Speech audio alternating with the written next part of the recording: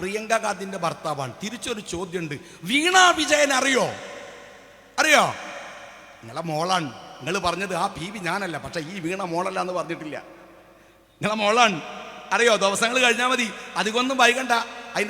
അതിൻ്റെ ഒരു രാഷ്ട്രീയ പശ്ചാത്തലം എന്താണെന്ന് അറിയാൻ വലിയ ബുദ്ധിമുട്ട് വരില്ല, അതറിഞ്ഞോളും.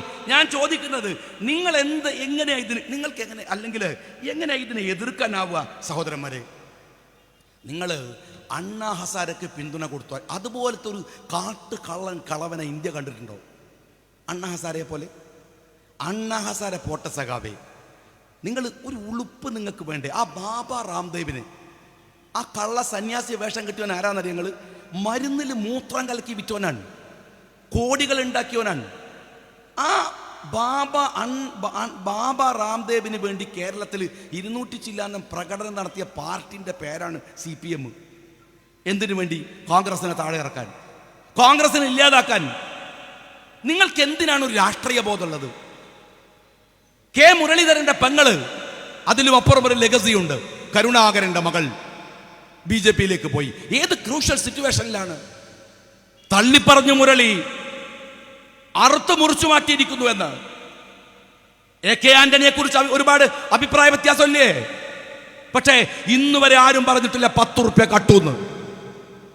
പഞ്ചായത്ത് മെമ്പർമാർ അഴിമതി നടത്തുന്നത് നമ്മുടെ നാട്ടിലാണ്.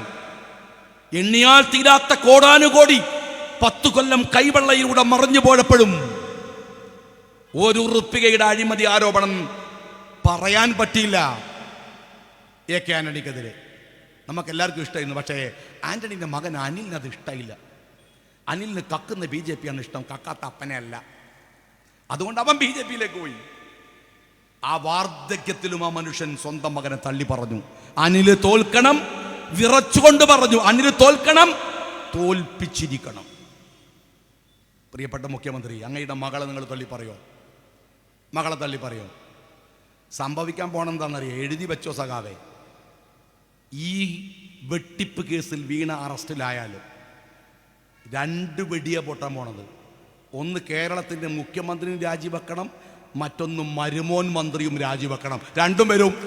അറിയങ്ങൾ ഒരു വെടി കമ്മോഷനും മരുവനും.